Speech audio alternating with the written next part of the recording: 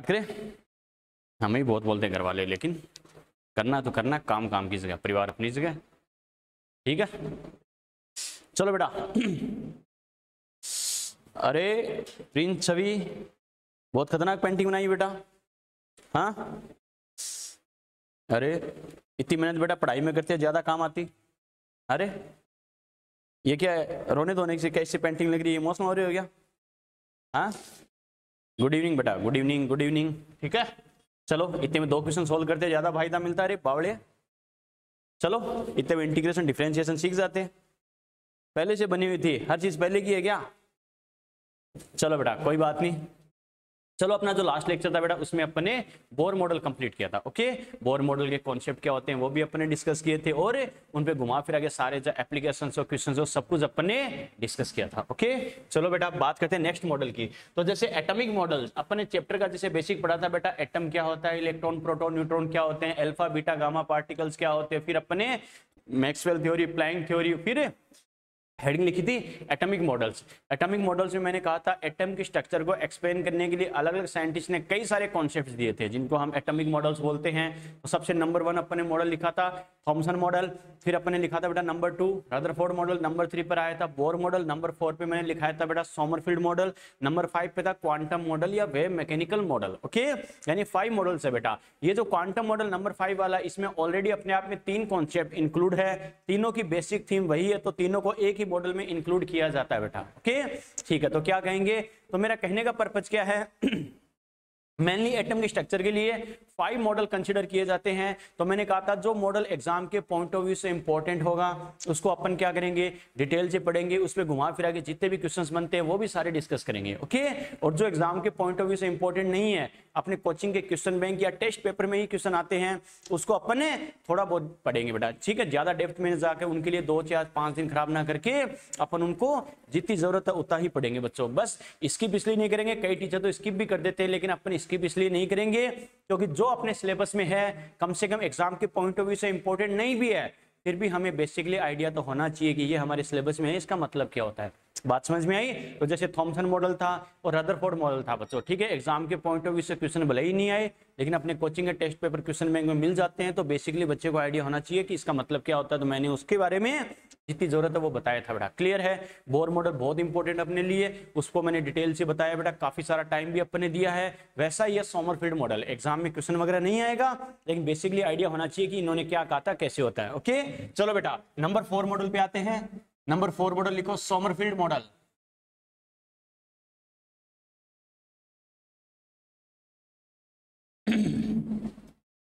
Sommerfeld model. Abhishek बेटा तुम्हारे notes में बहुत एरर आए हैं, ठीक है, जो टीचर बोर्ड में नोट करवाता है ना, तुम्हें एक ही चीज सीक्वेंस में कराने का पर्पज क्या होता है कि तुम सही चीज तुम्हारे नोट्स में होगी तभी तुम उसको सही तरीके से पढ़ पाओगे। जो नोट्स में अगर गलत लिखा है तो वही बात पढ़ोगे भी गलत, और वही बात है कॉन्सेप्ट सही होने का कोई मतलब ही नहीं है। बात समझ में आई क्या? सही से नोट किया करो, अगर कोई लाइन मिस हो जाती है पूछ लिया करो सर क्या बोला है, कैसे बोला है, कोई दिक्कत नहीं है। या पूरी लाइन स्किप हो जाती तो एक लाइन छोड़ दो, साथ वाले बच्चों की कॉपी से नोट कर लिया करो, लेकिन तुम्हारे नोट्स ऐसे होने चाहिए गीता कुरान की तरह। मेरा कहने मतलब ये नहीं उसको कवर चढ़ा के रख दो, कभी खोलो ही नहीं, ठीक है। गीता कुरान की तरह होने का मतलब क्या है, यानी उसमें एक एक चीज ये होनी चाहिए, एररलेस होनी चाहिए। जैसे गीता कुरान में जो बातें लिखी गई ऑलमोस्ट सारी सही है बच्चों, हमारी डेली लाइफ में अगर अप्लाई करके देखें सारी बातें सही है। अपना नोट्स भी अपने लिए वही होता है, और मैं तो हमेशा कहता हूँ मेरी कॉपी तो ग्रंथ है, उसमें जो बात लिखा दी फैक्ट है बेटा, उससे बाहर कुछ नहीं आएगा। जैसे गीता कुरान से बाहर दुनियादारी में कुछ नहीं आता, हर चीज उनमें लिखी है। अपनी कॉपी में जो अपने लिख लिया, अगर आपने सही लिखा है तो उससे बाहर न कुछ आएगा, और आपकी तरफ से उसमें एरर नहीं होना चाहिए। तो मैं एक बात का कई बार कहता हूँ हमारे ग्रंथ में सब कुछ मिलेगा, उसका मतलब यही है। लेकिन तुमने खुद ही वही बात है ग्रंथ में कुछ गलत लिख लिया तो उसकी गारंटी तो टीचर भी नहीं लेगा बेटा। आपने गलत नोट कर रखा है तो गलत पढ़ोगे तो क्वेश्चन भी गलत होगा, ठीक है। तो जो चीज आपको सारी करवाई जा रही बेटा उसके बाद भी आप गलत नोट करते हो, थोड़ा सा गलत है, ठीक है ना। कोई दिक्कत नहीं, बोर्ड पे जो लिखा अच्छे से देख के लिखा करो। टीचर ने बोला है, कोई चीज वर्ड आपके दिमाग से मिस हो जाता, क्या बोला था, कैसे लिखा, तो पूछ लिया करो सर ये कैसे। पूछने में कोई बुराई नहीं है, लेकिन गलती करने में बुराई है बेटा, ठीक है। कोई दिक्कत नहीं, ध्यान रखना आगे से।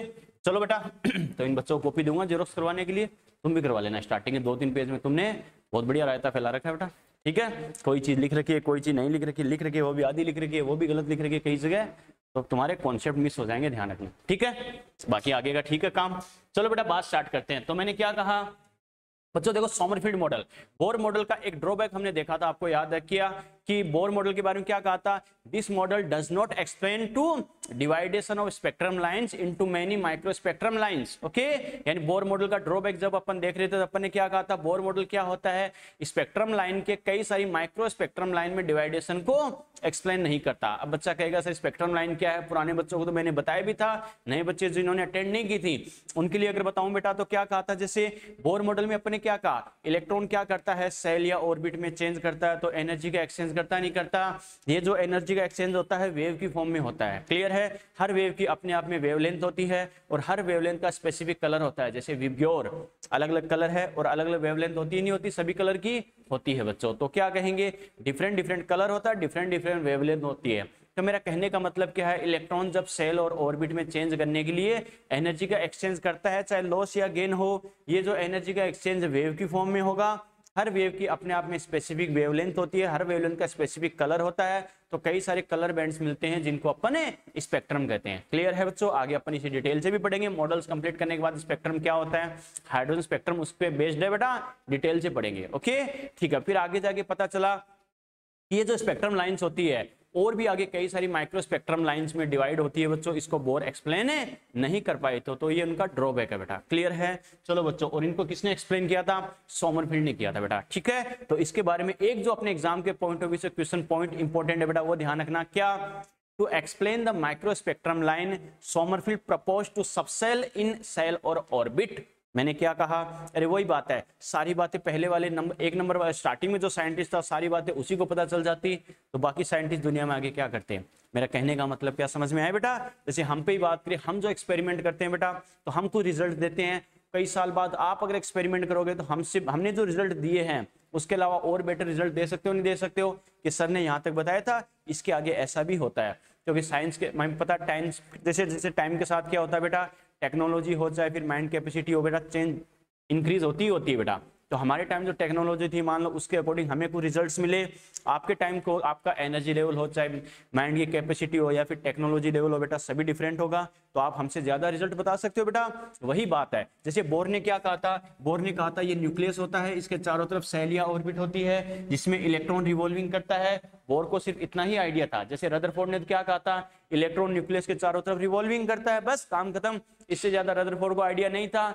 आगे बोर ने स्टडी की तो बोर ने क्या कहा, इलेक्ट्रॉन न्यूक्लियस के चारों तरफ जहां रिवॉल्विंग करता है उसे सेल और ऑर्बिट कहते हैं। क्लियर है, ठीक है।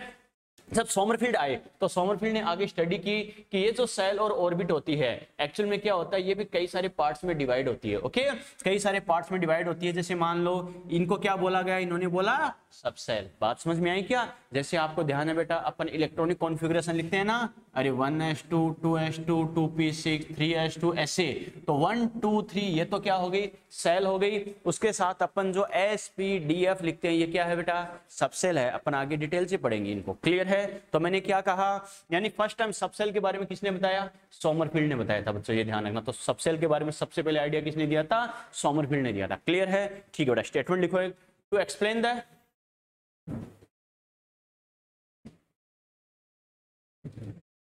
The microspectrum lines, to explain the microspectrum lines,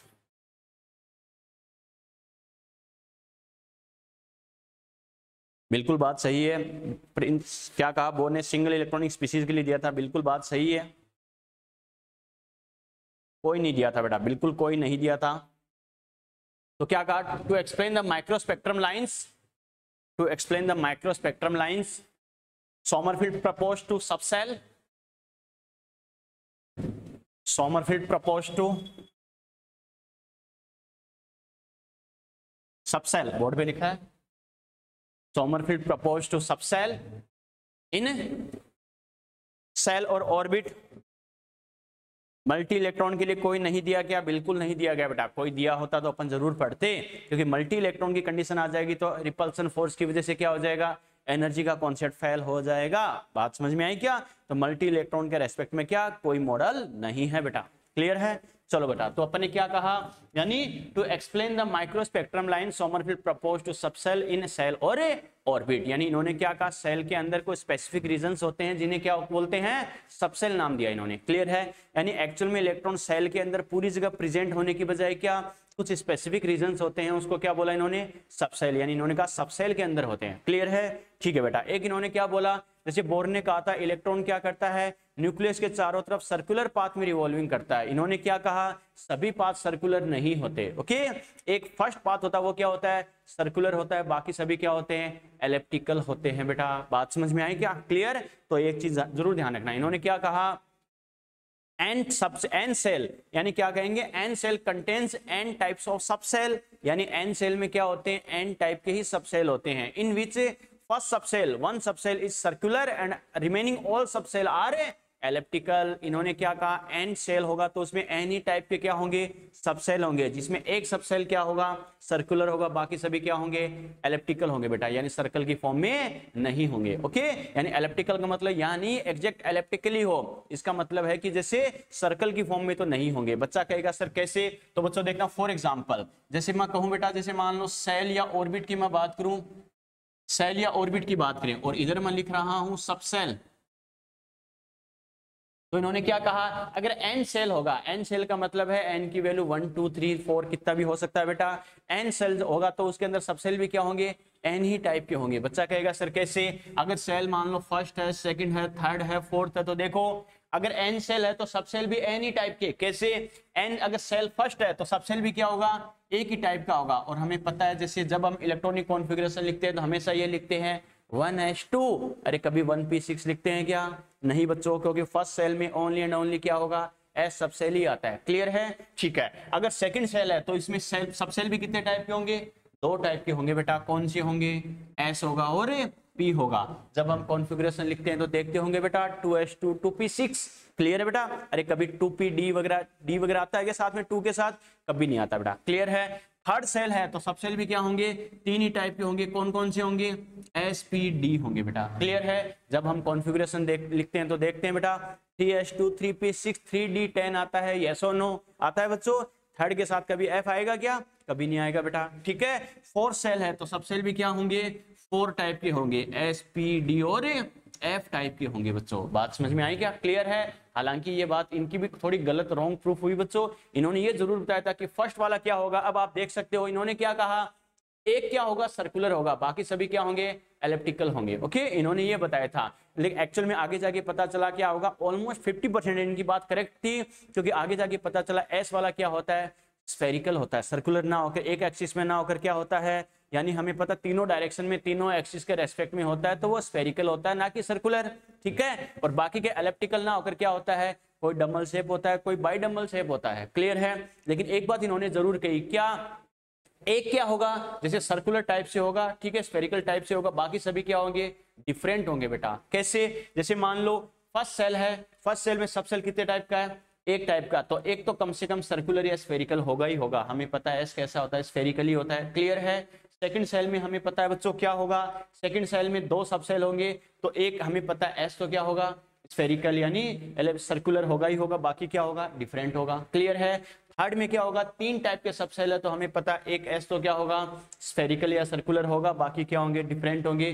fourth में क्या होगा, 4 टाइप के सबसेल है, एक क्या होगा, सर्कुलर स्फेरिकल होगा, बाकी क्या होंगे, डिफरेंट होंगे बेटा। क्लियर है, ओके। तो मैं ऑलमोस्ट क्या 50% इनकी बात सही थी, आगे जाके पता चला एक्चुअल में वो सर्कुलर और एलिप्टिकल नहीं होते, स्फेरिकल और डम्बल बाई डम्बल शेप जैसे होते हैं, वो आगे जाके पता चला। क्लियर, लेकिन इन्होंने एक आइडिया दे दिया था, क्या सभी सेल एक सेम शेप के नहीं होंगे। क्लियर है, चलो बेटा लिखो, अकॉर्डिंग टू सोमरफील्ड, सोमरफील्ड को सबसेल के बारे में कैसे पता चला प्रैक्टिकली, बेटा वही बात है, जब स्टडी करते गए तो उन्होंने क्या कहा एक्चुअल में। चलो बच्चे ने, देखो बच्चों इधर ध्यान दो, प्रिंस ने एक बहुत ही बावड़ा सा क्वेश्चन पूछा कि कैसे पता चला। ठीक है, वैसे इसने मुझे बताया तो नहीं था, मैं पूछना भूल गया था इससे, लेकिन फिर भी क्या बेटा, साइंस यही तो है कि कैसे पता चला होगा। बहुत ही लॉलीपॉप क्वेश्चन है बेटा, ठीक है, और लॉलीपॉप टाइप से इसका जवाब सुनो बेटा। ठीक है, इसने बताया तो नहीं था कैसे पता चला, लेकिन फिर भी थोड़ा सा अगर दिमाग लगाए बच्चों, प्रैक्टिकली अपन क्या कह सकते हैं कि जब एक बात तो श्योर है, अरे बोर ने कोई बात बता दी, बोर ने कोई बात बता दी तो भगवान ने थोड़ी बता दी।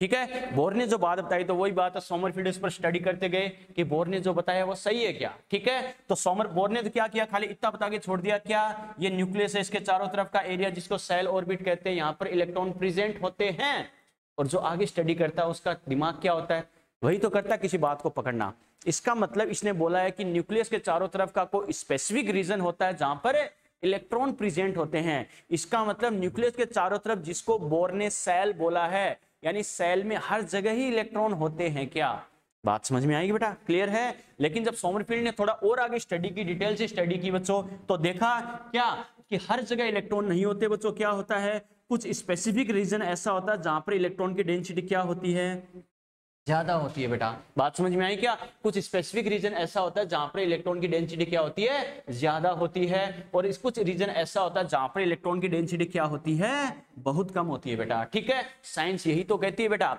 एक कॉमन सेंस है बेटा। सपोज करो बच्चों, देखो मैं क्या जा रहा हूं, ये विलेज ए है मान लो, ये बी है, ये सी है। सिंपल सा एग्जांपल देखो, तुमने जो हाइपोथेटिकल क्वेश्चन पूछा देखो उसी के अकॉर्डिंग इसका जवाब सुनो बेटा। सपोज करो मैंने यहां से चलना स्टार्ट किया, यहां से मैं चलना स्टार्ट कर रहा हूं, ये विलेज ए है, बी है, सी है, कुछ भी है, विलेज है, ढाणी है, कुछ भी मान लो बेटा। ओके, अब मान लो हमें पता है विलेज के अंदर मोबाइल का टावर बेटा, इसमें भी है, इसमें आपको जैसे रिलायंस जियो कौन सा है, जो भी हो बेटा, कैसा भी हो बेटा, कोई दिक्कत नहीं है। मैंने यहां से चलना स्टार्ट किया, इधर ध्यान दो, मुझे कोई बता नहीं रहा है कि इसमें टावर है गांव में, ठीक है, मेरा दिमाग काम में लूंगा मैं, ठीक है। इधर ध्यान दो, यहां से मैंने चलना स्टार्ट किया, मेरे मोबाइल में कोई भी नेटवर्क की रेंज नहीं थी। बात समझ में आई क्या?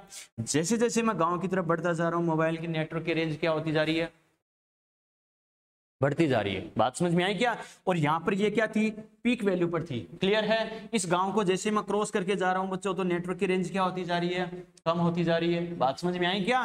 ठीक है। और फिर दूसरे गांव की तरफ जैसे जैसे बढ़ता जाऊंगा तो क्या हो जाएगा, वापस रेंज बढ़ती जाएगी और वापस क्या होती जाएगी, डिक्रीज होती जाएगी। नेक्स्ट विलेज की तरफ जाऊंगा तो वापस क्या होती जाएगी, बढ़ती जाएगी। उसको क्रॉस करने के बाद क्या होती जाएगी, डिक्रीज होती जाएगी। एक्चुअली मैंने हंसी मजाक में ये ग्राफ टाइप से जरूर बनाया है, लेकिन आगे सेल या ऑर्बिट पे ऐसा ग्राफ जेईई में पूछा भी गया है बेटा एक दो बार। बात समझ में आई क्या? क्या उसका रीजन क्या होता है, जहां पर सेल होता है वहां पर इलेक्ट्रॉन की डेंसिटी ज्यादा होगी तो क्या होगा, पीक वैल्यू की तरफ ग्रो करेगा। बात समझ में आई क्या? सेल के बीच का जो एरिया होता है जिसको नोड कहते हैं, वहां पर इलेक्ट्रॉन डेंसिटी जीरो होगी तो वेव क्या होगी, डिक्रीजिंग ऑर्डर में होगी। बात समझ में आई क्या? फर्स्ट सेल सेकंड सेल में वापस इंक्रीज होगा। एक्चुअल में यही ग्राफ होता है। क्लियर है। चलो अब जो बच्चे ने पूछा, जैसे क्या कहा, सोमरफील्ड को किसने बताया, उसके पापा ने भी नहीं बताया था, ध्यान रखना, ठीक है। सोमरफील्ड को किसने बताया, जिसने मुझे मोबाइल के टावर के बारे में बताया। कुछ एक्सपेरिमेंट तो किया होगा, एक्सपेरिमेंट यही था बेटा। क्लियर, ठीक है। एक्सपेरिमेंट में यही है कि जब इन्होंने एटम की डिटेल से स्टडी की, जो मैंने बोला है क्या, हाँ, इन्होंने कि एक्सपेरिमेंट को स्पेसिफिक नेम नहीं दिया था। इन्होंने क्या कहा कि जब एटम की डिटेल स्टडी करते हैं तो पता चलता है क्या, कि हर रीजन में इलेक्ट्रॉन इक्वली क्या डिस्ट्रीब्यूट ना होकर कुछ स्पेसिफिक रीजन में इलेक्ट्रॉन की डेंसिटी क्या होती है, ज्यादा होती है। क्लियर है। और कुछ रीजन्स ऐसे होते हैं जहां पर इलेक्ट्रॉन की डेंसिटी क्या होती है, नेग्लिजिबल होती है। इसका मतलब सेल या ऑर्बिट में इलेक्ट्रॉन इक्वली डिस्ट्रीब्यूट तो नहीं होते। बात समझ में आई क्या? जिन रीजन्स में इलेक्ट्रॉन ज्यादा होते हैं, इसको इन्होंने कह दिया सेल के अंदर का वो पार्ट जहां पर इलेक्ट्रॉन की डेंसिटी ज्यादा है, उसको क्या बोलेंगे, सबसेल। समझ में आ गया? क्लियर है। ये बात इन्होंने एक्सप्लेन की थी बेटा, लेकिन अपने सिलेबस की बात नहीं, इसलिए अपन नोट नहीं करवाते। क्लियर है। चलो अब जैसे मैंने क्या कहा, ये बात जैसे मैंने की बेटा, मेरे को जैसे मोबाइल नेटवर्क के बारे में किसी ने नहीं बताया था इस गांव में टावर है या नहीं है, मेरे खुद का सेंस है। क्या, अगर नेटवर्क की रेंज यहाँ मैक्सिमम आ रही है, इसका मतलब, और फिर वापस डिक्रीज होने लगी इस विलेज को क्रॉस करते ही, इसका मतलब क्या था, यहाँ पर कोई टावर अवेलेबल था। बात समझ में आई क्या? फिर से दूसरे गांव की तरफ बढ़ने पर क्या होता जा रहा है, रेंज बढ़ती जा रही है। इसका मतलब क्या हो गया, फिर मैं दिमाग लगा सकता हूँ, इसका मतलब यहाँ पर क्या, इस गांव में भी कोई टावर है। क्लियर है। जैसे इसको क्रॉस करके दूर जाता जाऊंगा, रेंज कम होती जाएगी, अगले गांव की तरफ बढ़ने पर वापस रेंज बढ़ती जाएगी। मेरे को किसी ने बताया नहीं कि यहाँ पर कोई टावर अवेलेबल है, मेरे खुद दिमाग मैंने काम में लिया कि जहां पर मोबाइल की रेंज बढ़ती जा रही है, इसका मतलब वहां पर क्या, आसपास कोई टावर अवेलेबल है। बात समझ में आई क्या? क्लियर है। इनका भी यही एक्सपेरिमेंट था बेटा। क्या, कि नॉर्मली अगर अपन बात करें तो क्या, कि जैसे सेल या ऑर्बिट के रेस्पेक्ट में अपन बात करें तो क्या होगा, हर पोजीशन पर क्या होता है, इलेक्ट्रॉन इक्वली शेयर्ड, मतलब इक्वली डिस्ट्रीब्यूट नहीं होते। कुछ स्पेसिफिक रीजंस इन्होंने कहा, स्पेसिफिक रीजंस ऐसे होते हैं जहां पर इलेक्ट्रॉन की डेंसिटी क्या होती है, ज्यादा होती है। और जिस पार्ट में इलेक्ट्रॉन की डेंसिटी ज्यादा बताई, इन्हीं को इन्होंने क्या नाम दिया, सबसेल नाम दिया बेटा। बात समझ में आई क्या? क्लियर है। तो ये ध्यान रखना कि क्या, कि वो पोजीशन जहां पर इलेक्ट्रॉन की डेंसिटी क्या, जैसे नॉर्मली सेल में तो इलेक्ट्रॉन होता ही होता है, लेकिन सेल के अंदर भी कुछ पार्ट होते हैं जिसको क्या बोला गया, सबसेल बोला गया। उसके अंदर क्या होता है, इलेक्ट्रॉन प्रेजेंट होता है। आगे जाके ये भी बेटा 50% रॉन्ग हो गया, कि आगे जाके श्रोडिंगर ने स्टडी की तो उसने कहा सबसेल के अंदर भी कुछ पार्ट ऐसे होते हैं जहां पर क्या होता है, इलेक्ट्रॉन की मतलब अवेलेबिलिटी मैक्सिमम होती है, उसको बोला गया ऑर्बिटल। वो आगे की बात है। बात समझ में आई क्या? इसको सोमरफील्ड को ये बात नहीं पता थी कि उसके अंदर भी कुछ रीजंस ऐसे हो सकते हैं कि इसका डिवाइडेशन हो सके। इन्होंने ये कहा था कि सेल के अंदर क्या होता है, हर जगह इक्वली डिस्ट्रीब्यूशन नहीं होगा, तो जहां पर इलेक्ट्रॉन की डेंसिटी ज्यादा होती है उसको इन्होंने कहा ये क्या है, सेल के अंदर का वो पार्ट है जहां पर इलेक्ट्रॉन की पॉसिबिलिटी ज्यादा है, इसको इन्होंने बोला सबसेल। समझ में आ गया? क्लियर है? तो स्टेटमेंट लिख लिया क्या? क्या एक स्टेटमेंट कौन सा नोट किया? According to Sommerfeld. कंप्लीट कर लिया क्या? ठीक है, लिखो according to Sommerfeld,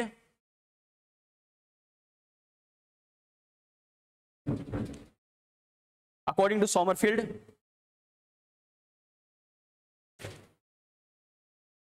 nth shell और ऑर्बिट, nth सेल और orbit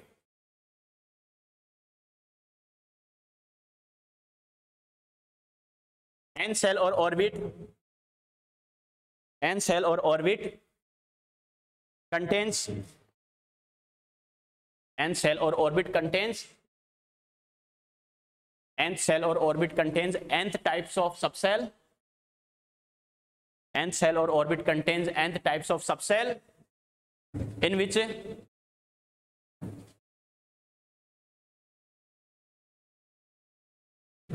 nth cell or orbit contain nth types of subcell in which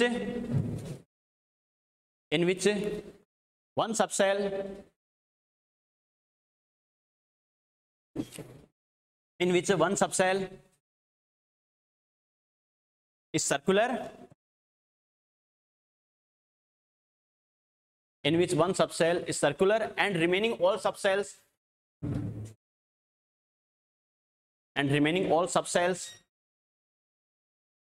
are elliptical,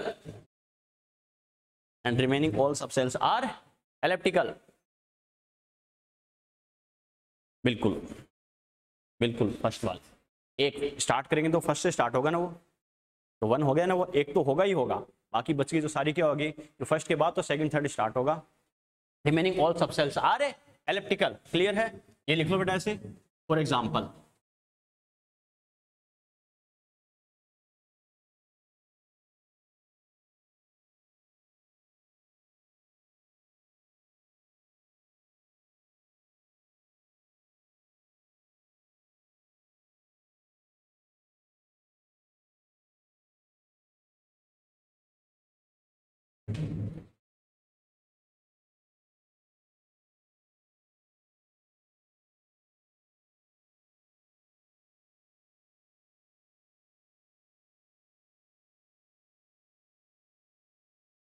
भाई बेटा एक्चुअल में अभी तक जरूरत ही नहीं पड़ी। ठीक है, एक्चुअल में बोला गया कि जो फिफ्थ और जैसे मान लो दो स्फीयर में रखे गए जी और एच, अपन नॉर्मली क्या बोलते हैं एसपीडीएफ। ठीक है, तो और आज तक जो मतलब जितने एलिमेंट डिस्कवर है वहां तक क्या हुआ, सेवंथ सेल की जरूरत पड़ी है उनको अरेंज करने के लिए और फोर्थ सबसेल की जरूरत पड़ी है। साइंटिस्ट ने दो स्फीयर में रखे, अगर जरूरत पड़ी तो जी और एच। बात समझ में आ गई? बाकी की जरूरत तो नहीं पड़ी। ठीक है, चलो बेटा, तो मैंने क्या कहा, देखो ये तो बेसिक सी बात है जो इन्होंने बताई थी, लेकिन एक जो जैसे मैंने कहा था, अगर कोचिंग के टेस्ट पेपर या क्वेश्चन बैंक्स में जो क्वेश्चन मिलेगा वो यही क्वेश्चन मिलेगा, क्या कि nth सेल और ऑर्बिट होते हैं, उसमें क्या होगा, नंबर ऑफ सर्कुलर पाथ पूछे तो क्या होगा 1, और एलिप्टिकल पूछे तो क्या होगा n-1। बाकी जो बच गए सारे क्या होंगे, एलिप्टिकल होंगे बेटा। क्लियर है? तो बस इस पॉइंट को स्टार मार्क करके लिख लेना, आपके क्वेश्चन बैंक्स वगैरह में यही क्वेश्चन मिलेगा, क्या फॉर nth सेल और ऑर्बिट, फॉर nth सेल और orbit types of subcells equal to n। तो इसमें ध्यान रखना, नंबर ऑफ सर्कुलर पाथ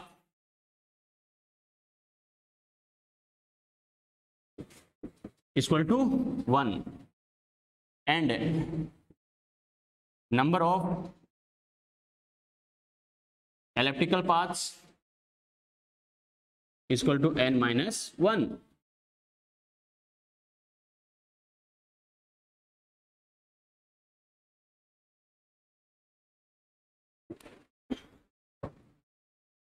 चलिए चलो एक क्वेश्चन करो बेटा, इस पर लिखो,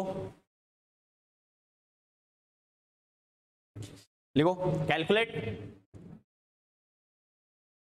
calculate, calculate the number of, calculate the number of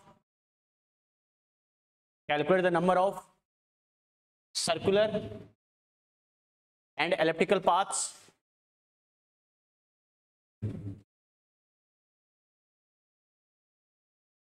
F के बाद एलिमेंट पूरे हो जाते हैं। बिल्कुल बेटा, जैसे मैंने क्या कहा, अभी तक जितने एलिमेंट डिस्कवर है बेटा वहां तक क्या एस पी डी एफ 4 ही सब सेल की जरूरत पड़ती है बेटा। ठीक है, आगे जी और एच को स्फीयर में रखा है साइंटिस्ट ने। ठीक है, अभी तक उनका यूज नहीं हुआ है, वो जब अपन सब सेल ऑर्बिटल पढ़ेंगे उसमें आएगा।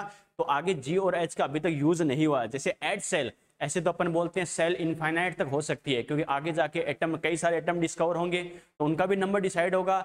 नंबर डिसाइड होगा तो उनमें नंबर ऑफ इलेक्ट्रॉन और ज्यादा होंगे, और ज्यादा होंगे तो उनको अरेंज करने के लिए और ज्यादा सेल या ऑर्बिट की रिक्वायरमेंट हो सकती है।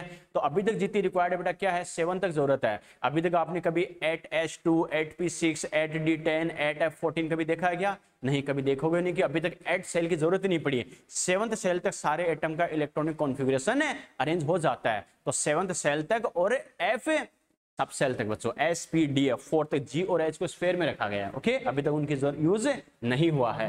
तो क्या कहा, calculate the number of circular and elliptical paths, calculate the number of circular and elliptical paths for n+1 energy level, for n+1 energy level, calculate the number of circular and elliptical paths for n+1 energy level.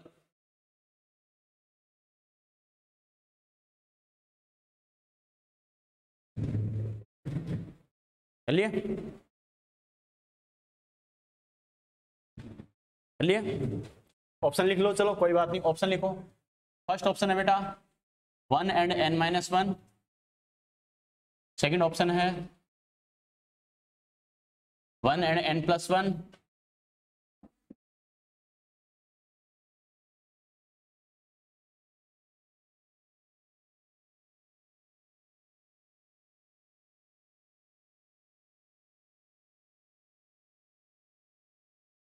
कौन सा होगा? Lavish, lavish 1 and n, sure, पक्का? अभिषेक कौन सा? Lavish क्यों? अपन ये लिखा 1 और n-1 होगा। बिल्कुल बेटा, ध्यान रखना यहाँ n की वैल्यू एक्चुअल में n नहीं है, क्या है? n-1 है। ये तो कंफ्यूज करने के लिए आपको जानबूझ के ऑप्शन दिया, लेकिन ध्यान रखना टोटल आपको वैल्यू जो दे रखी है उसमें से -1 करके रिमेनिंग करना है, ये ध्यान रखना। क्लियर है? हमें पता सर्कुलर पाथ तो हमेशा क्या होगा, 1 ही होगा। क्लियर है? अब बाकी क्या करेंगे बच्चों, हमें पता n-1 करते हैं, n की वैल्यू यहाँ पर कितनी दे रखी है, n+1 है। क्लियर है? n+1 दे रखी है, इसमें से क्या करना है, -1 करना है बेटा। क्लियर है? तो +1 -1 कैंसिल आउट हो गया, इसको क्या आएगा, 1 आएगा। तो क्या होगा, 1 and n।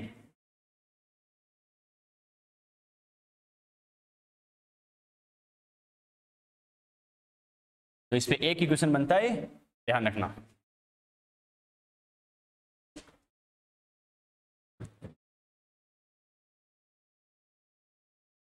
चलिए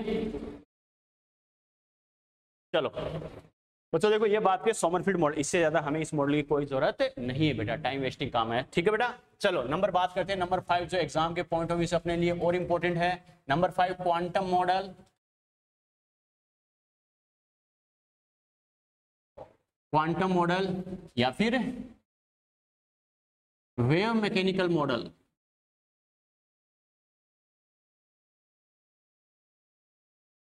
क्वांटम मॉडल और वेव मैकेनिकल मॉडल। मैंने टीचर्स बेटा जैसे बोर मॉडल और ये क्वांटम मॉडल, दो ही मॉडल के बारे में बता के स्किप कर देते हैं बाकी को, लेकिन मैंने कहा बाकी मॉडल जो एग्जाम के पॉइंट ऑफ व्यू से इंपॉर्टेंट नहीं है, फिर भी बेसिकली थोड़ा हमें आइडिया जरूर होना चाहिए बेटा, ओके, उनके बारे में, इसलिए मैंने बाकी मॉडल भी बताए हैं, क्वांटम मॉडल और वेव मैकेनिकल मॉडल। ओके, चलो बेटा, एक तो जैसे बच्चों के दिमाग में क्वेश्चन आए, जैसे मैंने कहा था उस टाइम जैसे मॉडल्स अपन ने स्टार्ट किए थे, हेडिंग लिखी थी एटॉमिक मॉडल्स की, वहां भी मैंने कहा था कि बच्चे के दिमाग में है कि सर बाकी 4 जो मॉडल्स हैं, बाकी 4 मॉडल साइंटिस्ट के नेम पे है, जैसे मान लो Thomson model, Rutherford model, Bohr model, Sommerfeld model, तो सर क्वांटम ये कौन सा नाम हो गया? ओके, एक्चुअल में ये मॉडल साइंटिस्ट के नेम पे नहीं है बच्चों, ठीक है। एक्चुअल में ये मॉडल क्या है, एक सिंगल मॉडल नहीं है, तीन अलग अलग साइंटिस्ट ने अपने अपने कॉन्सेप्ट दिए थे, उनको मिलाकर एक सिंगल मॉडल बनाया गया है। ओके, तो बच्चा कहेगा सर इस एक मॉडल में तीन कॉन्सेप्ट को क्यों इंक्लूड किया? क्योंकि उन तीनों कॉन्सेप्ट्स की बेसिक थीम वही थी बच्चों, सेम थीम थी बच्चों। क्लियर है? ठीक है। और जब मैंने सीक्वेंस ये मॉडल्स का मैंने नाम लिखा था तो मैंने क्या कहा था? थॉमसन, रदरफोर्ड, बोर और सोमरफील्ड मॉडल। ये मॉडल क्या है?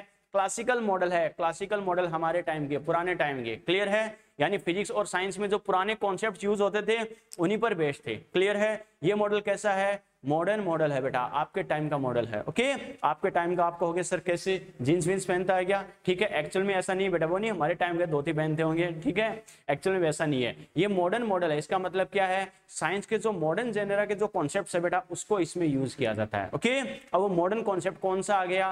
पहले ये मानते थे इलेक्ट्रॉन क्या होता है? ओनली एक माइक्रो पार्टिकल है जिसका थोड़ा बहुत नेग्लिजिबल मास होता है। यानी पहले के मॉडल में क्या माना गया? इलेक्ट्रॉन को ओनली एक पार्टिकल की फॉर्म में कंसीडर किया गया। क्लियर है? लेकिन इस मॉडल में क्या, किसको इंक्लूड किया गया? ड्यूअल नेचर को। मैंने कहा था ड्यूअल का मतलब क्या होता है बेटा? बोलते हैं ना ड्यूअल सिम फोन, दो सिम वाला फोन। इसमें क्या किया गया? इसमें बोला गया कि इलेक्ट्रॉन क्या ओनली एक पार्टिकल की फॉर्म में नहीं होता, वेव की फॉर्म में भी कंटिन्यूअसली मूवेबल फॉर्म में होता है। क्लियर है? जैसे बोर ने ये तो बता दिया था कि इलेक्ट्रॉन क्या करता है? रिवॉल्विंग करता है, लेकिन कैसे रिवॉल्विंग करता है उसका उनको कोई आइडिया नहीं था। लेकिन इस कॉन्सेप्ट में जो तीन अलग अलग साइंटिस्ट ने अपना अपना एक्सपेरिमेंट किया था, क्या? डी ब्रोगली कॉन्सेप्ट अपन पढ़ेंगे, हाइजेनबर्ग कॉन्सेप्ट पढ़ेंगे, एक श्रोडिंगर कॉन्सेप्ट पढ़ेंगे बेटा। तीनों साइंटिस्ट का बेसिक थीम, रिजल्ट, कंक्लूजन वही था, तो तीनों को मिलाकर एक मॉडल बनाया गया है। क्लियर है? तो पहली बात तो इस मॉडल में जो क्वेश्चन बनता है क्या? This model is based on dual nature of electron. Dual nature मतलब क्या? Both particle and wave nature. इसमें पार्टिकल और वेव दोनों की नेचर के फॉर्म में कंसीडर किया गया कि इलेक्ट्रॉन क्या होता है? एक माइक्रो सबस्टांस। पार्टिकल नेचर मतलब क्या? ऐसा माइक्रो सबस्टांस जिसका कुछ ना कुछ मास हो। ठीक है, और क्या कहा? इलेक्ट्रॉन क्या रिवॉल्विंग तो करता है, लेकिन ये रिवॉल्विंग क्या होता है? ओनली लीनियर या सर्कुलर ना होकर क्या होता है बेटा? वेव की फॉर्म में होती है। वेव जैसे मैंने कहा स्नेक मूवमेंट टाइप से मूवमेंट करना। ठीक है, स्ट्रेट लाइन में या ओनली सर्कुलर रिवॉल्विंग ना होकर क्या करेगा? वेव फॉर्म में रिवॉल्विंग करता है बेटा, जिसकी कोई पर्टिकुलर डायरेक्शन अपन वैसे नहीं बता सकते। आगे समझ में कि लीनियर होगा या सर्कुलर होगा। क्लियर है? लिखो बेटा दिस मॉडल, स्टेटमेंट लिखो, this model,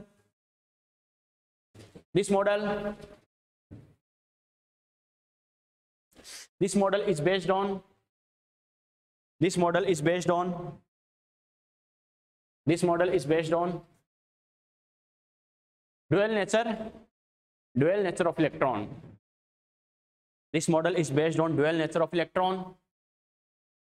This model is based on dual nature of electron. Bracket में लिखो बेटा both particle and wave nature. dual nature मतलब both particle and wave nature, both particle and wave nature. This model is based on dual nature of electron, both particle and wave nature. Clear? और एक question और पूछा गया बेटा क्या कि quantum model में कौन सा मॉडल इंक्लूड है? आंसर था ऑल इज वेल। ओके, तीनों ही कॉन्सेप्ट को मिलाकर ही क्वांटम मॉडल बनाया गया है। क्लियर है? चलो बेटा, तो नेक्स्ट स्टेटमेंट लिखो। देखो three concepts are included, three concepts are included, three concepts are included in this model.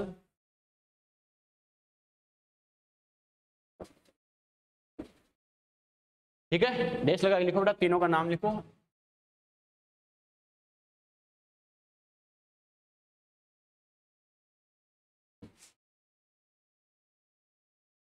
पहला था बेटा de Broglie dual nature concept, दूसरा था हाइजेनबर्ग्स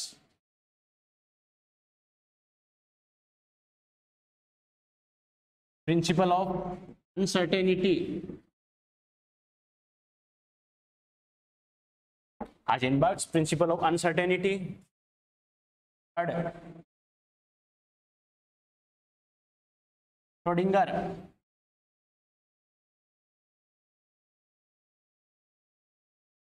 वेव इक्वेशन थ्योरी।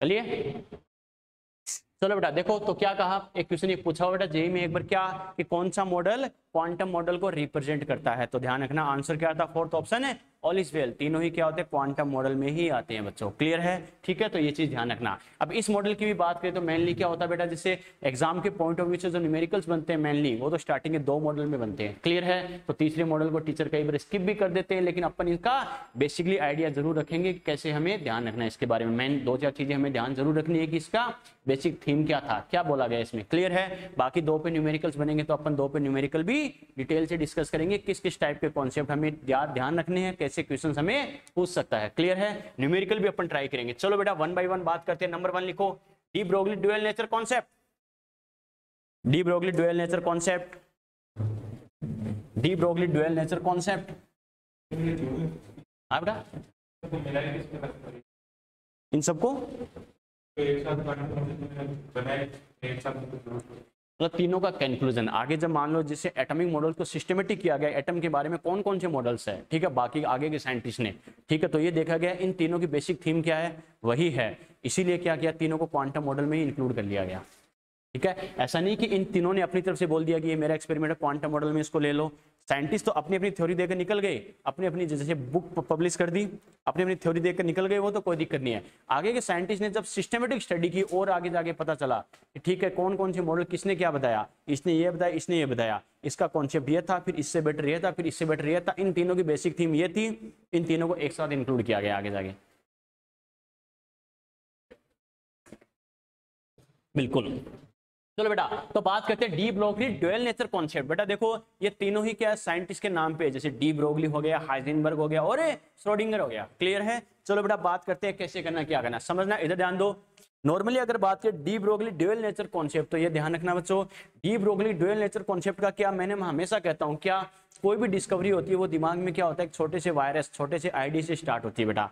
क्या इसका मतलब ऐसा हो सकता है क्या, ओके। तो क्या कहा, डी ब्रोगली ड्यूअल नेचर के बारे में, डी ब्रोगली के दिमाग में भी यही आइडिया आया, क्या कि जैसे लाइट के बारे में तो एक्सपेरिमेंट हो गए थे बेटा, फोटो इलेक्ट्रिक इफेक्ट वगैरह डिस्कवर हो चुके थे, तो लाइट के बारे में तो पता चल गया था, क्या कि जो लाइट होती है, सनलाइट होती है, वो क्या होती है, कई सारे छोटे छोटे माइक्रो पार्टिकल से मिलकर बनी होती है, जिनको फोटोन बोलते हैं। ये फोटोन क्या है, पार्टिकल्स की फॉर्म में भी है, एनर्जी बंडल्स होते हैं, और क्या होते हैं हमें पता है, साथ में वेव की फॉर्म में मूव करते रहते हैं। अरे लाइट कभी एक ही डायरेक्शन में पास होती है क्या, नहीं, जो भी डायरेक्शन से उसे मिलती है सभी को कवर करती नहीं करती, करती है। तो लाइट के बारे में ये कंक्लूजन निकाला जा चुका था कि लाइट क्या होती है, पार्टिकल, और लाइट पार्टिकल होते हैं जो क्या होता है, पार्टिकल और वेव, यानी ड्यूअल नेचर को रिप्रेजेंट करता है, क्लियर है। तो डी ब्रोगली के दिमाग में भी यही आया कि कैसे कि जो लाइट होती है वो क्या होती है, कई सारे छोटे माइक्रो पार्टिकल्स यानी फोटोन से मिलकर बनी होती है, और अगर वो ड्यूअल नेचर को क्या करती है, रिप्रेजेंट करती है। तो ऐसे ही जो सबस्टांस होते हैं, नेचर में हम सबस्टांस देखते हैं, वो भी तो क्या होते हैं, कई सारे छोटे छोटे माइक्रो पार्टिकल से मिलकर बने होते हैं, यस और नो। अरे बात समझ में आई, इनके दिमाग में आइडिया क्या आया, क्या कि एक्चुअल में अगर लाइट क्या होती है, कई सारे छोटे छोटे एनर्जी बंडल से मिलकर बने होते हैं, जो पार्टिकल और वेव दोनों के फॉर्म में नेचर रिप्रेजेंट करते हैं। वैसे जो सबस्टांस की अपन स्टडी करते हैं वो भी तो क्या होते हैं, कई सारे छोटे छोटे माइक्रो पार्टिकल से मिलकर बने होते हैं, और कई सारे छोटे छोटे माइक्रो पार्टिकल से मिलकर बने होते हैं। इसका मतलब वो माइक्रो पार्टिकल भी तो क्या कर सकते हैं, ड्यूअल नेचर को रिप्रेजेंट कर सकते हैं। बात समझ में आई क्या, ठीक है। इन्होंने सिर्फ इतना बताया था, क्लियर है, कि दिमाग में आया कि ऐसा भी हो सकता है। और जब बच्चों आप फिजिक्स में पढ़ोगे, जैसे मॉडर्न फिजिक्स में एक्सपेरिमेंट आएगा कि डेविसन जर्मर, बात समझ में आई क्या। और जब डेविसन जर्मर साइंटिस्ट ने इस बात के रेस्पेक्ट में स्टडी करके देखी कि जैसे मान लो डी ब्रोगली ने ये बोला है, एक्चुअल में ऐसा पॉसिबल है क्या, तो उन्होंने एक्सपेरिमेंट से इस बात को प्रूफ किया कि हाँ, डी ब्रोगली ने इस बात को जो बोला वो एकदम करेक्ट है बेटा। बात समझ में आई क्या, ठीक है। तो मॉडर्न फिजिक्स में आप जो डेविसन जर्मर एक्सपेरिमेंट है बेटा, उसको डिटेल से पढ़ोगे आप तो क्या कहेंगे, स्टेटमेंट बेटा देखो क्या है, सुनना इस बात को, देखो the dual nature of micro particle was discovered by de Broglie, clear है, and it's experimental verification was done by deviation Germer. बात समझ में आएगी, क्वेश्चन आया हुआ, ध्यान रखना कि माइक्रो पार्टिकल के ड्यूअल नेचर का आइडिया सबसे पहले दिया तो किसने था बच्चों, डी ब्रोगली ने दिया था, और इसे एक्सपेरिमेंटली वेरीफाई किसने किया, डेविसन जर्मर ने किया था कि हाँ एक्चुअल में रियल में ऐसा होता है, क्लियर है बेटा। एक स्टेटमेंट लिखो, the dual nature of micro particles, the dual nature of micro particles was discovered by, the dual nature of microparticles was discovered by D. Broglie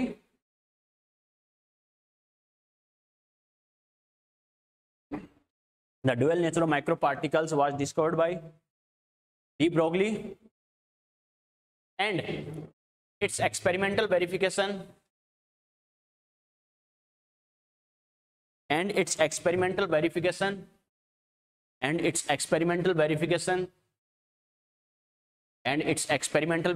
was done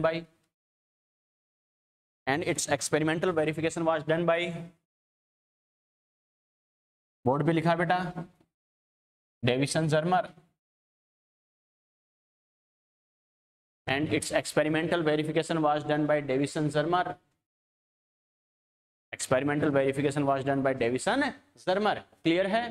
ठीक है बेटा। अब क्या कहेंगे, जो डी ब्रोगली ने आइडिया दिया था उसके बारे में बात करें तो क्या कहेंगे, according to de Broglie if light particle has dual nature in form of wave and particle then micro substance also should be dual nature. इन्होंने आइडिया दिया था कि लाइट पार्टिकल क्या होते हैं, पार्टिकल और वेव की फॉर्म में ड्यूअल नेचर को रिप्रेजेंट करते हैं। तो क्या होता है बच्चों, जो सबस्टेंस होते हैं वो भी तो कई सारे माइक्रो पार्टिकल से मिलकर बने होते हैं, तो उनकी भी क्या होनी चाहिए, ड्यूअल नेचर होनी चाहिए। क्लियर है? लिखो बेटा, according to de Broglie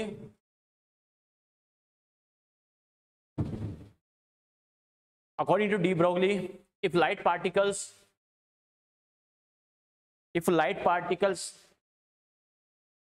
has dual nature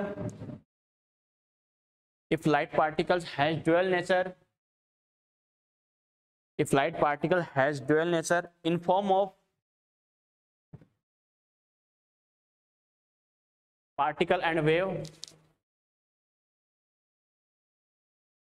of particle and wave, then substance also should be dual nature।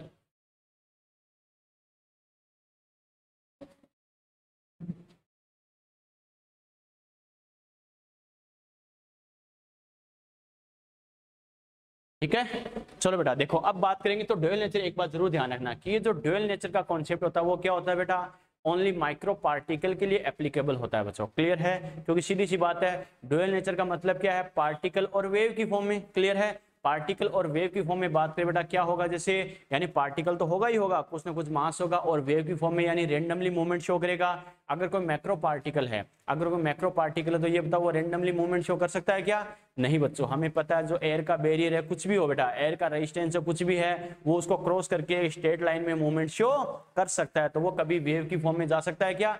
कभी नहीं जा सकता बेटा। ठीक है, एक सिंपल सा एग्जाम्पल है बेटा, क्या एक डस्ट पार्टिकल है, अगर अपन डिटेल से माइक्रोस्कोपिक स्टडी करें तो मान लो छत से अपन ने क्या किया, डस्ट पार्टिकल गिराया है, तो जरूरी है क्या वो स्ट्रेट लाइन में क्या हो, नीचे बॉटम पर आए? यस और नो?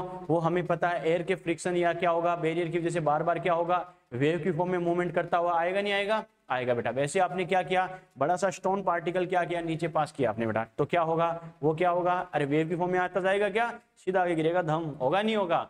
तो कहने का मतलब प्रैक्टिकली अगर इस बात को समझे तो इन्होंने क्या कहा कि मैक्रो पार्टिकल्स के लिए ये कॉन्सेप्ट एप्लीकेबल है नहीं होगा, ये ओनली माइक्रो पार्टिकल्स के लिए एप्लीकेबल होगा, जिसमें क्या होगा, जैसे electron, proton, neutron, atom, molecules, ये माइक्रो पार्टिकल्स होते हैं, इनके लिए इस कॉन्सेप्ट को एप्लीकेबल किया जा सकता है, अप्लाई किया जा सकता है। क्लियर है? तो लिखो बेटा, the dual nature of particles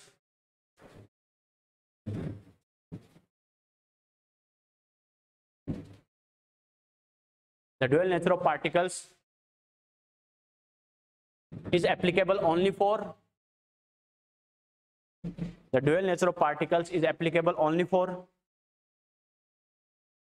microparticles.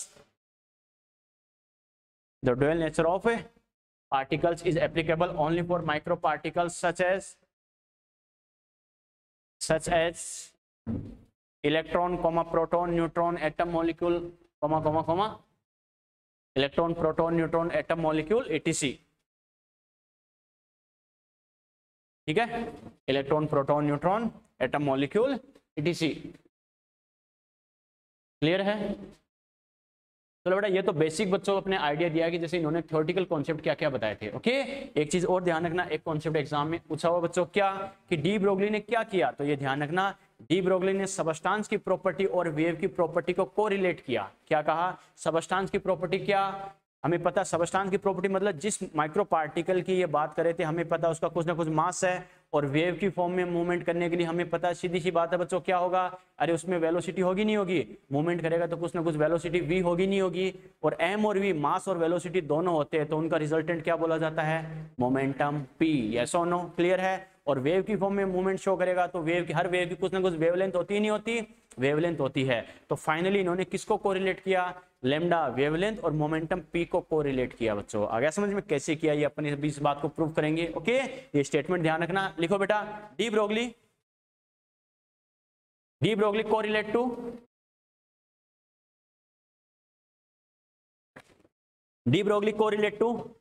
property of substance, de Broglie correlate to property of substance, de Broglie correlate to property of substance, de Broglie correlate to property of substance, bracket में लिखो बेटा momentum p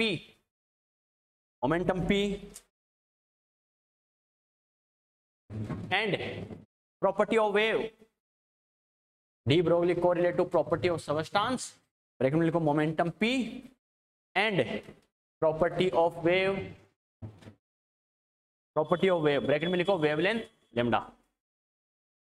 यानी finally इन्होंने क्या किया, p और lambda को correlate किया था। ओके, कैसे किया बेटा, आप इस बात को समझते हैं, कैसे करना क्या करना, समझना है इस चीज को बेटा। देखो चलो स्टेटमेंट लिख लिया, ये जो थ्योरेटिकल क्वेश्चन है बेटा ध्यान रखना, ये जो एक एक चीज ध्यान रखना, एग्जाम में फॉर्मुला बेस्ड क्वेश्चन तो मैक्सिमम बच्चों के सही होते हैं, लेकिन थ्योरेटिकल क्वेश्चन से बेटा वही रॉन्ग होते हैं। क्यों रॉन्ग होते हैं, इसी वजह से टीचर्स याद तो बताते नहीं, बताते तो एक बार बोल के निकल जाते हैं, और बच्चे को एक दो दिन तो याद रहता है लेकिन बाद में भूल जाता है। लेकिन आपने कॉपी में नोट कर रखा है बेटा, तो साल में 4-5 बार रिवाइज करोगे तो हर बार आपके सामने से निकलेगा। और जो एग्जाम में फिजिक्स और फिजिकल केमिस्ट्री में जो 4-5 क्वेश्चन थ्योरेटिकल आते हैं, स्टैंडर्ड बच्चों रैंक डिसाइड करने वाले क्वेश्चन वही होते हैं नीट और जेईई में। बात समझ में आई क्या? बाकी जो फॉर्मूला बेस आते हैं उसकी प्रैक्टिस तो सब करके ही रखते हैं, लेकिन कंफ्यूज करेगा कि जो बच्चे टेस्ट पेपर पीछे दे चुके हैं लास्ट ईयर, जिन्होंने टेस्ट पेपर अटेम्प्ट किए बेटा, उनको तो पता भी होगा थ्योरेटिकल क्वेश्चन होता है बेटा ज्यादा, वही बात है, टॉर्चर वही करता है।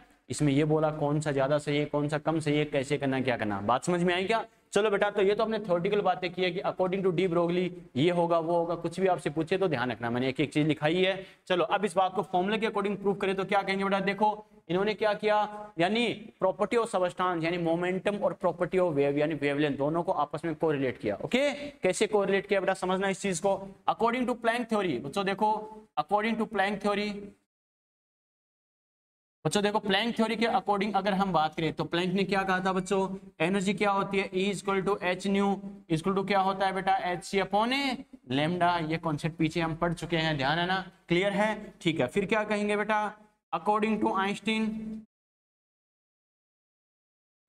According to Einstein theory, Einstein ने क्या कहा था बेटा, E इक्वल टू क्या होता है, E equal to m into c square, clear है। इसको मैं बोल रहा हूं इक्वेशन 2, क्लियर, ठीक है बेटा। इक्वेशन 1 और 2 को अगर मैं कंपेयर करूं तो क्या करेंगे, from equation 1 and 2, from equation 1 and 2, equation 1 और 2 को अगर आपस में कंपेयर करें तो बच्चों देखो सेम पार्टिकल के लिए E और E उसकी एनर्जी को इक्वल मान के 1 और 2 को अगर मैं इक्वल करूं तो क्या लिखेंगे बेटा, h c upon lambda equal to क्या करूंगा, इधर एनर्जी किसके बराबर है, एम इंटू सी स्क्वायर के बराबर, क्लियर है। इस सी को बेटा इस स्क्वायर से उड़ा दे, ठीक है, तो मेरे पास क्या बच गया, देखो बच्चों लेमडा को मैं इधर लेके जाऊं, लेमडा को इधर लेके जाऊं तो क्या हो गया, h upon m into c को अपॉन में लेके आ जाओ तो lambda equal to h upon m into c. बात समझ में आई क्या? अरे यहां तक बात समझ में आ गई। और ये ध्यान रखना बच्चों सीधा ऑप्शन पूछा हुआ है, ये ध्यान रखना, नीट 2017 सीधा ऑप्शन पूछा हुआ, ये कैसे होगा, बात समझ में आ गई, क्लियर है बेटा। चलो बेटा अब आगे देखो, ये तो नॉर्मल सी बात है। अब हमें पता, हम स्टडी किसकी कर रहे हैं, पार्टिकल की बात करें बेटा। यहाँ पे इनका मतलब क्या है, लेमडा हमें पता है वेवलेंथ, एच क्या है प्लैंक कांस्टेंट, एम क्या है मास ऑफ पार्टिकल, जिस पार्टिकल की बात करें उसका क्या हो जाएगा, मास हो जाएगा, चाहे इलेक्ट्रॉन हो, प्रोटॉन हो, न्यूट्रॉन हो, अल्फा पार्टिकल कोई भी हो। और सी हमें पता क्या होती है, वेलोसिटी, और जिसका कुछ ना कुछ मास हो हमें पता उसकी वेलोसिटी कभी लाइट की वेलोसिटी के इक्वल हो सकता है क्या, नहीं बेटा, ठीक है। तो यहाँ पे एक लाइन लिखाऊंगा क्या, if velocity of particle equal to v, अरे पार्टिकल की वेलोसिटी को सी कंसीडर करेंगे या वी कंसीडर करेंगे, वी कंसीडर करेंगे, तो बच्चों सी की जगह में क्या लिखूंगा, वी लिखेंगे, समझ में आ गया, क्लियर है। इसका मतलब अपना फॉर्मूला आगे क्या हो गया, लेमडा इक्वल टू क्या हो गया, एच अपॉन क्या हो गया, एम इंटू वी, इसको ब्लॉक कर रहा हूं, बात समझ में आ गई, क्लियर है, ठीक है बेटा। और हमें पता है P इक्वल टू क्या होता है बच्चों, m इंटू वी, यस और नो?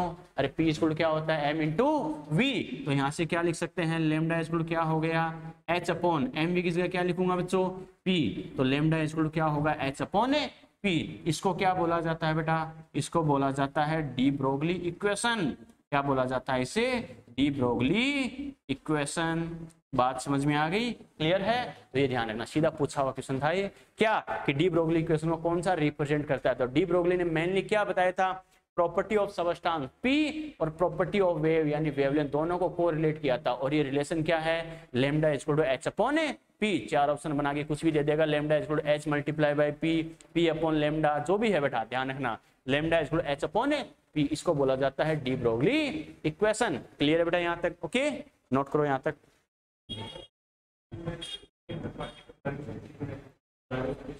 वेलोसिटी बिल्कुल बेटा, कुछ ना कुछ हमें पता है, ड्यूअल नेचर का मतलब ही क्या हो गया, पार्टिकल और वेव दोनों की फॉर्म।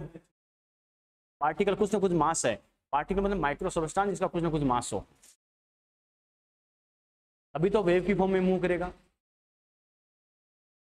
ओनली सिंगल नेचर तो बोल नहीं सकते ना, ये मॉडल बेस्ड ही किस पर है, दोनों डबल नेचर पर। पार्टिकल यानी पार्टिकल, जैसे यहाँ पर पार्टिकल को किसकी फॉर्म में, पार्टिकल नेचर नहीं, property of substance. Property of substance, property substance मतलब क्या, मोमेंटम। सबस्टेंस की प्रॉपर्टी यहाँ हमें पता वेव की फॉर्म में कंसीडर कर रहे हैं, तो मास तो वो ड्यूअल नेचर शो कर रहा है, तो मास तो है ही है, और मूवेबल फॉर्म में है, तो क्या होगा, वेलोसिटी भी होगी इसकी।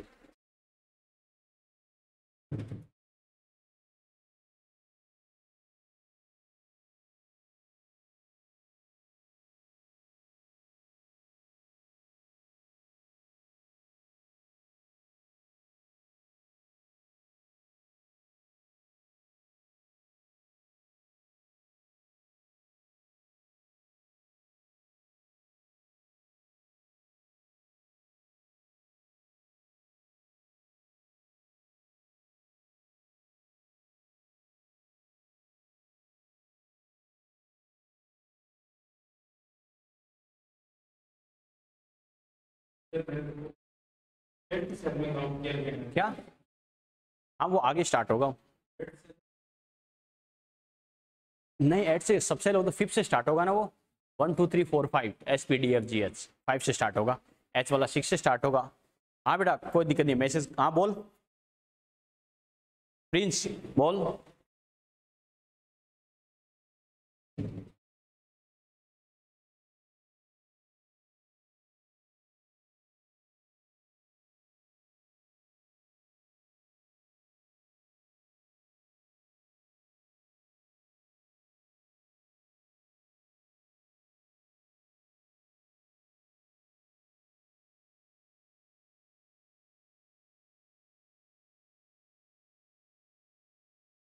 वो बेटा एक्चुअल में क्या होता है, देखो जैसे एक्चुअल में क्या इसमें जैसे काउंट तो होता है, तुमने क्या बोला कि जैसे मान लो जो एनर्जी का एमिशन करेगा, बात तुम्हारी सही है कि जो एनर्जी का एमिशन करेगा क्या होगा, तो वो कितने फोटोन, नो डाउट कुछ ना कुछ एनर्जी का लॉस करता है, ठीक है, तो उस एनर्जी में कितने फोटोन है, एक्चुअल में उसकी कोई फिक्स काउंटिंग है क्या, नहीं बेटा। तो ये कंसीडर किया जाता है कि एक टाइम में जो एनर्जी कंसीडर होती है, तो क्या कहा, एक्चुअल में फिक्स नहीं है कि जो एनर्जी लॉस हो रही है उसमें फोटोन कितने हैं। जैसे सनलाइट की अपन बात करें तो आज तक हमें ये तो पता है कि एनर्जी लॉस हो रहा है, सन से क्या एनर्जी लॉस हो रहा है और फोटोन की फॉर्म में हो रहा है, लेकिन हमें पता एक जो रेज होती है सन से अर्थ तक बच्चों पहुंचती है, तो क्या होगा उसमें कितने फोटोन है, एक्चुअल में कोई आइडिया है क्या, नहीं। क्लियर है, यही बात है बेटा, क्या एक्चुअल में कोई भी सबस्टेंस क्या करेगा, एनर्जी लॉस करेगा, तो नंबर ऑफ फोटोन्स, तो क्या अपन खाली डेरिवेशन से इस बात को कंसीडर करते हैं कि इतनी एनर्जी है, अपन मान लो h इंटू न्यू करते हैं, तो वो क्या करते हैं, एक फोटोन की एनर्जी कंसीडर करते हैं, एक्चुअल में वो फुल्ली प्रूफ नहीं है बेटा। बात समझ में आई क्या? तो ये कंसीडर करते हैं कि एक्चुअल में जो h nu equal to energy consider करते हैं, वो ये मानते हैं कि उस वेव के अंदर जो फोटोन है वो क्या होगा, टोटल एक मतलब फोटोन की एनर्जी की फॉर्म में कंसीडर कर लेते हैं। बात समझ में आई क्या? तो ऐसे कंसीडर करते हैं कि मान लो जैसे एक ही फोटोन क्या हो रहा है, वेव की फॉर्म में मूवमेंट शो करता हुआ क्या कर रहा है, एक्चुअल में मोर देन 1 फोटोन्स भी हो सकते हैं, लेकिन कोई फिक्स आइडिया नहीं है बेटा कि कितने फोटोन्स होंगे, 100 होंगे, 200 होंगे, 300 होंगे। तो अपन एक फॉर्म में जो एनर्जी कंसीडर करते हैं बेटा E equal to h nu, वो मेनली क्या करते हैं, फिर एक फोटोन के अकॉर्डिंग ही करते हैं बच्चों, ये ध्यान रखना। क्लियर है? तभी तो अपन ने बोला था नंबर ऑफ फोटोन्स, तो number of photon n multiply by क्या करते हैं, H इंटू न्यू करते हैं या HC अपॉन लेमडा n से मल्टीप्लाई करते हैं। तो ये ध्यान रखना, एक टाइम में जो एनर्जी का लॉस या गेन होता है तो ये कंसीडर किया जाता है वो मेनली क्या, एक फोटोन की वजह से ही हो रहा है। क्योंकि एग्जैक्ट जब नंबर ऑफ फोटोन्स आप बता ही नहीं सकते तो क्या करोगे, अगर फिक्स स्टडी करने के लिए क्या करेंगे, फिर एक फोटोन के अकॉर्डिंग मान के ही अप्लाई करेंगे। समझ में आ गया, क्लियर है। जैसे बोर मॉडल में अपन ने कई जगह पढ़ा है क्या, कि जैसे मान लो फर्स्ट सेल की एनर्जी है -13.6, तो अपन क्या करते हैं कि अगर इलेक्ट्रॉन को 13+13.6 इलेक्ट्रॉन वोल्ट एनर्जी का एक फोटोन दे तो वो फर्स्ट से कहां चला जाएगा, इनफाइनाइट में चला जाएगा। अपन ने ये बोला क्या 13.6 का मैं हाफ कर दूं तो ये कितना होता है बेटा 6.8 होता है। मैंने ये बोला क्या कि 6.8 और 6.8 के दो फोटोन दे दो तो भी वो क्या करेगा, यानी इनफाइनाइट में चला जाएगा, ऐसा अपन ने बोला क्या, नहीं। तो अपन ये कंसीडर करते हैं कि एक टाइम में जो एनर्जी का लॉस या गेन होता है वो क्या होता है, मेनली एक फोटोन के थ्रू ही होता है। समझ में आ गया, एक पर्टिकुलर पॉइंट पर, ये मैंने बोला है एक पर्टिकुलर पॉइंट पर है, ज्यादा टाइम के लिए क्या होता है, ज्यादा भी हो सकता है, लेकिन एक पर्टिकुलर पॉइंट पर या पर्टिकुलर क्या होगा, यानी टाइम पर अगर रेस्पेक्ट में बात करें तो वो एनर्जी का लॉस या गेन क्या होता है, एक फोटोन के रेस्पेक्ट में ही कंसीडर किया जाता है। क्लियर है बेटा, ठीक है, तो ध्यान रखना। चलो यहाँ पर एक लाइन लिख लो, ये if velocity of particle, if velocity of particle is v,